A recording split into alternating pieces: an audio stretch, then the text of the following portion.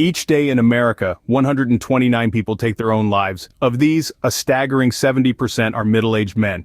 This isn't just a statistic, it's a silent crisis. A crisis that's largely overlooked. Men, especially those in their middle to later years, are disproportionately represented in suicide rates. The reasons?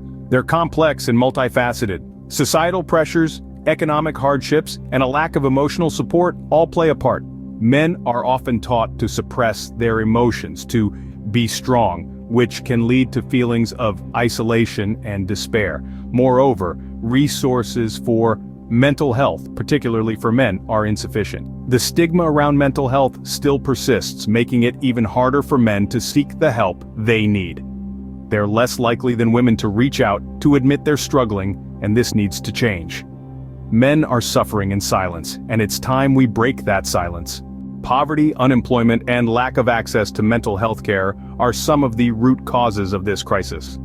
As we dive deeper into the root of the problem, it becomes clear how these factors interconnect to shape the landscape of men's mental health. Poverty and unemployment create a breeding ground for feelings of hopelessness and depression.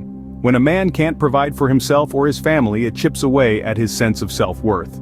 The constant worry and stress can be a heavy burden, often leading to mental health issues. Now imagine dealing with these emotional struggles, but you can't afford or even access the help you need.